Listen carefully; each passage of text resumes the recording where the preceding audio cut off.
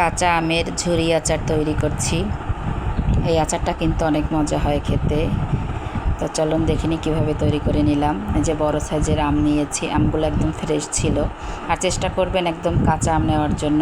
আর এই যে গ্রেটারটা দিয়েই আমি এভাবে করে দেখেন চিকন চিকন করে গ্রেট করে নিয়েছি। আপনাদের যদি অন্য কোনো কিছু থাকে সেখান থেকে করতে পারবেন। আমি এই গ্রেটারটা দিয়েই করেছি। আমার এটাই এত সুন্দরভাবে গ্রেট হয়ে গেছে। তো এখানে হচ্ছে আমি 4 কেজি আম নিয়েছি। আপনারা আপনাদের যতটুকু প্রয়োজন ততটুকু নিয়ে এভাবে গ্রেট করে নেবেন। ভালো করে গ্রেট করে নেওয়ার পর একটা ঝুড়িতে আমি এভাবে ছড়িয়ে রেখেছি। কারণ এখানে হচ্ছে আমি লবণ দিয়ে কিছুক্ষণ মাখিয়ে রাখবো। মাখিয়ে রাখলে কী হবে, আমগুলো একটু সফট হবে। আর এখান থেকে যে রসটা বের হবে এটা আমি হাত দিয়ে চিপে এরপরে ফেলে দিব। আপনারা চাইলে না ফেললেও হয়, তারপরে ফেলে দিলে আচারটা অনেক বেশি ভালো হয়। এই যে দেখেন আমি চিপে রস ফেলে দিয়েছি। এখানে রসুন কুচি, শুকনো মরিচ কুচি আর এই যে পাঁচফোড়নটা আমি হালকা তেলে গুঁড়া করে নিয়েছি।